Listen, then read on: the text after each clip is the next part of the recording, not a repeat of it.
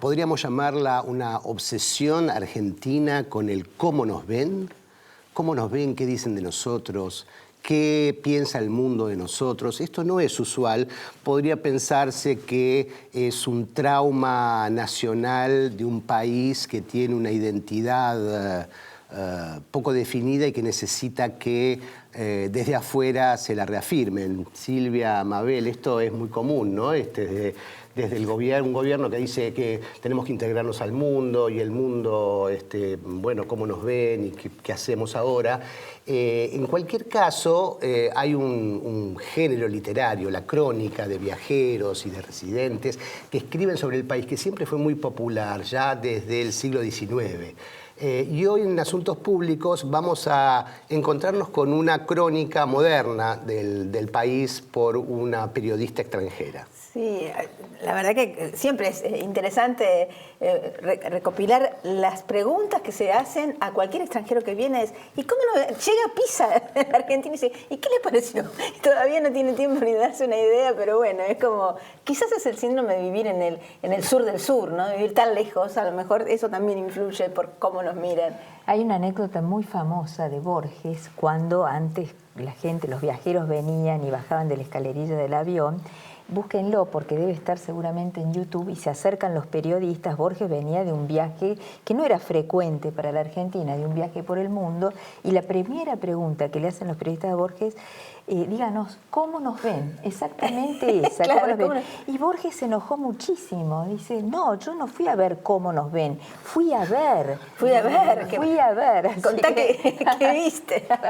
Bueno, Cecilia González es periodista mexicana, corresponsal en la Argentina, de varios medios de prensa, y además es una gran escritora de crónicas. Escribió 3 libros, una trilogía sobre el narcotráfico, y acaba de publicar un nuevo libro que se llama Al Gran Pueblo Argentino.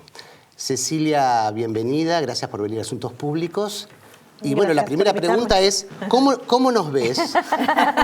Sí, mientras los escuchaba me reía porque sí es muy graciosa esa insistencia. Yo muchas veces ya ni siquiera digo que soy periodista, porque a ustedes también como periodistas les debe pasar que piensan que tenemos análisis de todo, ¿no?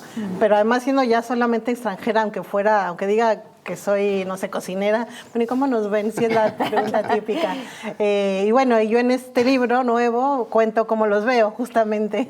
Por eso el título se llama El Gran Pueblo Argentino, porque sí creo que son un gran pueblo. Tu libro tiene 2 partes. Una es una crónica profesional de tu trabajo profesional en Argentina, sobre todo cubriendo aspectos políticos y las campañas electorales. Y una segunda parte que es ya más personal, de impresiones, de tu vida cotidiana, se podría llamar. Empecemos por la primera parte. Es interesante, me pareció muy interesante cuando Cecilia cuenta en su libro que no le sorprendió la victoria de Macri en las elecciones de 2015, porque hablabas con la gente en la calle y para vos era muy evidente, cosas que tal vez para mucha gente, muchos argentinos, no lo era. ¿Ahora te sorprende la victoria de Alberto Fernández? No particularmente, pero no me sorprende la victoria de Alberto Fernández como no me hubiera sorprendido su derrota. Algo que aprendí en mi trabajo como corresponsal fue a no vaticinar, que en Argentina es inútil pensar qué va a pasar la próxima semana. Entonces, porque también así como el cómo nos ven, una pregunta generalizada que nos suelen hacer a los periodistas es ¿qué va a pasar con Argentina? ¿No? Eso me lo preguntan incluso en México. Acabo de estar 2 meses en Europa y era como ¿y qué va a pasar en Argentina? No sé. Entonces yo más bien lo que aprendí fue a ir analizando y a ir contando lo que sí pasa y lo que está ocurriendo. Pero estoy preparada siempre para cualquier sorpresa. Que Pichetto sea candidato del presidente Macri, o sea, es sorpresivo, pero digo, a mí no me genera como esa cuestión de aunque sea inesperado, no me asusta ni me sorprende. Además es como, bueno, aquí todo puede pasar. Así que, y en el 2015 yo creo que una de las grandes ventajas que tuvo Macri fue justamente la subestimación. ¿Qué ha pasado en otros lados? O sea, en Estados Unidos le pasó a Donald Trump, se le subestimó y bueno, terminó ganando, ¿no? ¿Y cómo lo advertiste en ese momento? ¿Qué impresiones tuviste, que pudiste mirar, qué leíste de la realidad en ese momento? Yo sentía que había un sector de la sociedad y que sigue habiéndolo hoy, bueno, diferentes sectores que se encierran en sí mismos y se construyen realidades propias, ¿no? Y que se las creen, y que hay medios de comunicación que también refuerzan esas ideas generalizadas, que son más como expresión de deseos que análisis de la realidad. Entonces yo veía mucho eso como de pensamientos endogámicos, de no, vamos a ganar por esto o vamos a ganar por lo... Y yo cubría a todos los sectores políticos y yo veía la organización, la unidad del macrismo en ese momento y no me parecía descabellado que fueran a ganar. Pero tampoco lo aseguraba, era como, puede pasar, pero cuando decía puede pasar, había un rechazo del otro segmento de nada, por supuesto que no va a ocurrir. Yo creo, puede ocurrir, o sea, puede pasar. Entonces eso, tener la ventana abierta. ¿Y qué percibís ahora? Porque vos seguís, seguís investigando. Sí. ¿Qué es lo que estás percibiendo ahora? ¿Qué cambió desde aquel momento con esta campaña electoral? Lo que cambió fue como que intercambiaron los roles, porque siguen siendo las dos fuerzas políticas mayoritarias, siguen siendo las mismas que se confrontan en el 2015 y las que se confrontan ahora. Si bien el peronismo, la ventaja con la que jugó ahora es que unificó más corrientes.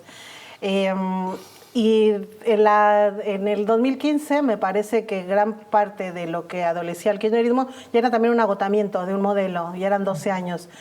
Y en cambio a Mauricio Macri lo que le afecta es la crisis económica. También ayer hablaba con otros colegas que a veces también se sobreestiman las estrategias políticas, porque es como el año de 2015 era, no, qué talentoso Durán Barba y qué talentoso Mauricio Macri.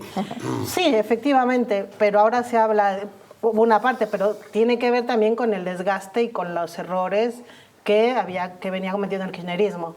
O sea, aporta mucho y en este caso ahora se habla de qué talento del expresidente, qué talento del peronismo, y qué tal. Sí, pero lo que les ayuda un montón es que hay una crisis económica provocada por el macrismo. Entonces nunca es como unilateral, es como más complejo. Cecilia, decime cuán difícil o fácil te resulta contar la Argentina hacia el exterior, a México sobre todo. Si hay algo, ¿de qué te agarras? ¿Cómo hay algunos puntos comunes en la política, en la cultura? Bueno, el problema del idioma está resuelto, digamos, mucho mejor que para un corresponsal chino o francés. Sí. Digamos, pero ¿qué dificultades y qué facilidades encontrás en ese trabajo, en las coberturas? Creo que al principio me costó mucho trabajo justamente por las diferencias, lo cuento un poquito en el libro, por las diferencias del sistema político argentino y mexicano. Nosotros no tenemos segunda vuelta, por ejemplo. Y además acá le dicen balotaje y yo es como eso con qué se come, ¿no? Porque además yo empecé a ser corresponsal sin querer queriendo, diría el chavo. No vine para ser corresponsal. Estando aquí me ofrecen ese trabajo y yo pensaba, bueno, a ver si puedo hacerlo, ¿no? Entonces fue como de pronto como que te echan a los toros.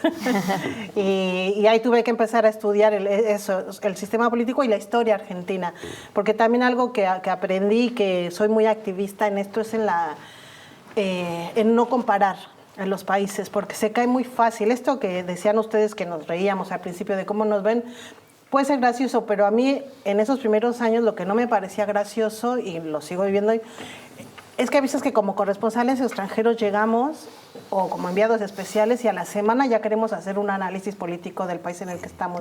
Y eso no se puede, o sea, por falta de experiencia y porque hay que estar.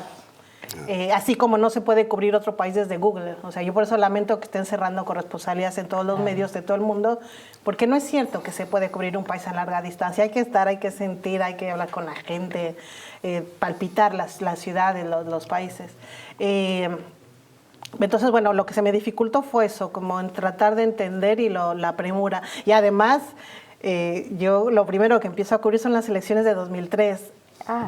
O sea, había que entender que había 3 candidatos peronistas y que uno había ganado, pero no iba a asumir porque renunció, iba a asumir el que había perdido, un gobernador que nadie conocía y cuyo nombre era impronunciable. Era particularmente complicada esa elección. Claro. Pero al mismo tiempo fue muy enriquecedor, y eso me sigue pasando hasta hoy, que por esto de la sorpresa, ¿no? Y la vitalidad que tiene la sociedad argentina. Siempre hay historias para contar y para aprender. Claro, porque aparte, esta cosa de cómo nos ven, uno preguntaría, ¿qué es lo que quieren ver desde México? Si vos sos mexicana, ¿qué es lo que le interesa a México ver de Argentina? ¿Cuáles son las preguntas que se hacen? Sí, ahora en realidad escribo ya para toda América Latina porque dejé de ser corresponsal de la agencia Notimex. Ahí mi público era el público mexicano, el público hispano de Estados Unidos y Centroamérica. Pero ahora escribo en RT, en Russia Today, que es un portal para toda América Latina y para público hispanohablante. Y es un desafío todavía mayor, porque antes era como, bueno, yo mi sociedad la conozco, a los mexicanos, o sea, ya sé que Maradona les interesa, Menem era noticia todo el tiempo, hay personajes específicos. Claro. Cerati fue como estar en vela todo el tiempo, porque en México era sumamente importante lo que estaba pasando, más que el gobierno, ponerle, ¿no? Claro. Hay una incidencia importante de la cultura argentina en México. Sí, totalmente. El rock argentino, allá son estrellas como si fueran mexicanos. Sí, ¿no? totalmente, sí, eso. Y por eso hay personajes o personalidades y temáticas que eran muy interesantes y muy prioritarios en mi agenda para México. Ahora que escribo para América Latina, tengo que pensar que sean temas que sí abarquen, que sean atractivos. Maradona, por ejemplo, es... Siempre sigue siendo siempre, muy, o sea, claro. No hay modo. Fue lo primero que escribí hace 2 semanas que volvió. Menem ya anotando. Y, por supuesto, la actualidad política y económica, que esa... hoy la puedo contar un poco mejor, obviamente ya llevo 17 años acá, o sea, eso es lo que ayuda bastante, ¿no? Así que... Generalmente lo que pasa con las agencias de noticias es que hacen como con los diplomáticos, ponen a los corresponsales 3 o 4 años y después se tienen que ir, ¿no? Un poco también para que no se enamoren del país, pero cuando el tipo empieza a conocer más, ahí se tiene que ir, no sé, a África o Asia, y viene otro que, como vos decís, a las 3 semanas quiere escribir un largo análisis sobre un país que desconoce, y es un problema. Pero vamos a hablar también de la posible extinción del corresponsal extranjero, ¿no? Sí, que eso es una pena. Que es un tema muy grave. Pero vamos a hacer una pausa y enseguida volvemos, porque además vamos a hablar con Cecilia de sus experiencias con el tango y el psicoanálisis. Ya volvemos.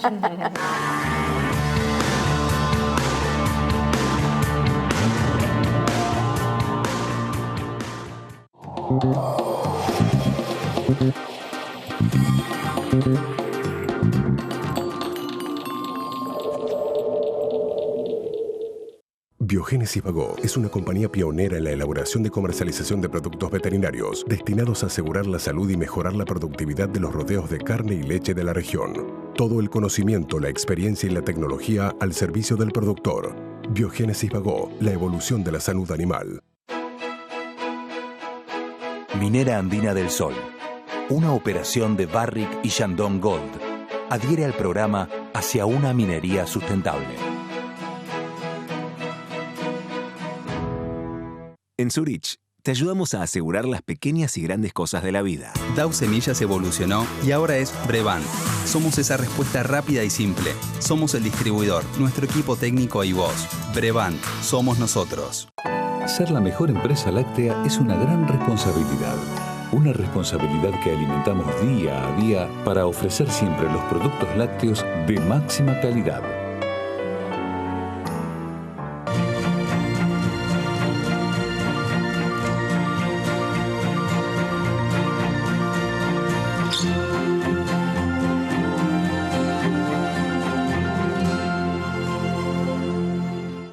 A veces para ganar, más vale jugarla de callada. Bueno, estamos transmitiendo en vivo en el Caballo de Madera por entrar a Troya. Que un like no cambie tu historia. Os de Neo, seguí tu plan. Y si la vas a hacer, hacela bien. Hacela con tu 100%. Si la vas a hacer, hacela bien. Ahorrá en tus compras con las tarjetas del Ciudad.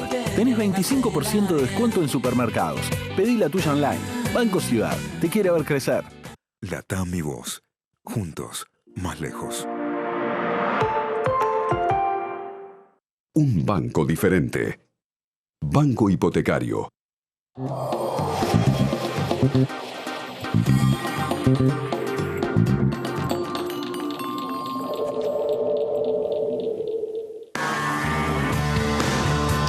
Estamos con Cecilia González, periodista mexicana y autora de su último libro que acaba de aparecer, Al Gran Pueblo Argentino. Y Cecilia, tuviste obviamente en la Argentina dos experiencias muy típicas, que es con el tango y con el psicoanálisis. ¿Y cómo te fue con...? Sí, bien maporteñada, ¿viste? Hay que hacer. Sí, con el tango fue una experiencia muy accidentada, porque el mundo del tango, el que yo descubrí por lo menos, fue genuinamente otro planeta incluso para los argentinos o los porteños. O sea, es otra dimensión, tiene sus propios códigos, sus propias normas, sus propios rituales. Así que a mí me costó bastante, pero bueno, lo logré. ¿Aprendiste? Aprendí a bailar, sí. Igual hace un montón que no voy. Pero sí tuve una época bastante intensa de andar milongueando. Y es un mundo aparte, pero es muy bonito. O sea, cuando ya le encuentras la onda, es muy interesante. Es genuinamente un circuito, o sea, de pronto, ¿no? Yo pensaba en esos momentos, claro, yo antes no venía a esto, y hay de pronto 100 milongas que están llenas todos los días, en las que la gente está bailando este baile tan bonito. Es como pensar ese submundo. Claro. Pero además es un submundo bien tarde. O sea, eso también me encanta de Buenos Aires en particular, que no tienen problema para la parranda ningún día de la semana. Eso es como buenísimo. Luego mis amigos cuando vienen esto de cómo nos ven, lo primero que dicen es, no trabajan mañana porque hay asado domingo, lunes, martes. En eso no se limitan. Bueno, y en el tango se ve esta entrega al disfrute. Que en otros países sería, no, bueno, el lunes, ¿cómo voy a salir a bailar? No importa nada. Así que eso es muy lindo. Y con el psicoanálisis a mí, y te cuento en el libro de cómo me llamaba la atención cuando llegué, porque el psicoanálisis en otros países sigue siendo un tema cuasi tabú, ¿no? No es tan común decir que haces terapia porque ergo es igual a que estás loco o estás enfermo. Acá es no hacer terapia. Claro, sí. ¿No haces terapia? No, yo me acuerdo una vez que iba en un taxi, llevaba poquito tiempo acá y el taxista, ay, me tengo que apurar porque voy a mi terapia. Y yo, ¿por qué yo tengo que saber que el taxista hace terapia? ¿Viste? Me parecía demasiado Estaba orgulloso, personal. quería contar. Era como contar que iba, era algo normal, que no era como que tengo que ir al colegio por mis hijos. O sea, eso me llamaba la atención, claro. La naturalidad con la que lo contaban. Y bueno, y después en una crisis personal específica caí en las redes del psicoanálisis. Pero lo celebro. No, estuve 6 años. 6 años, bueno. Sí. No, estuvo re bien, sí, Lograste que te dieran el alta, que no es poco. No, me di el alta yo, bueno. Acá nunca dan el alta. Te diste por buena. Sí. En México, porque los psicoanalistas argentinos, muchos se fueron con la dictadura, exiliados a México, y formaron toda una escuela realmente muy importante. Sí. Creo que ellos exportamos psicoanálisis. Más sí, que porque la escuela... al mundo entero. Claro. Sí. Claro. En Francia y en España también está lleno de psicoanalistas argentinos. Sí, no, lo que pasa en México tiene que ver con el clasismo y con la inequidad social, porque Argentina, pese a todo, sigue siendo una sociedad mayoritariamente de clase media. Y México no, México es muy desigual. Entonces, más del 60% de la población es pobre. Esa ciudadanía no tiene acceso como acá, que tienen obras sociales que les incluyen en la terapia, ¿no? Con psicólogos y eso. Allá eso no existe. Entonces, más bien algo de otra clase social. También tiene que ver con eso. ¿Y ahora que estás desde aquí, desde el gran pueblo argentino, ¿cómo ves ahora Desde vos? nosotros que somos el gran pueblo argentino. ¿Cómo estás viendo la situación de México hoy? La veo muy complicada y me preocupa mucho porque Andrés Manuel López Obrador representó para mucha gente una gran esperanza después de un fastidio en lo político y lo económico, pero particularmente por la violencia provocada por la guerra contra el narcotráfico, que desde el año 2006 hasta hoy ha dejado cientos de miles de víctimas. Hoy, por ejemplo, se cumplen los 5 años de la desaparición forzada de los 43 estudiantes de Ayotzinapa, que son como un símbolo muy específico y concreto de los más de 40,000 desaparecidos que tenemos en democracia nosotros. Ustedes, ahí que es cuando también en el libro hablo, o sea, si alguien sabe de esta tragedia o lo que implica, son los argentinos, también por toda la lucha que han llevado a cabo para llegar a la justicia, ¿no?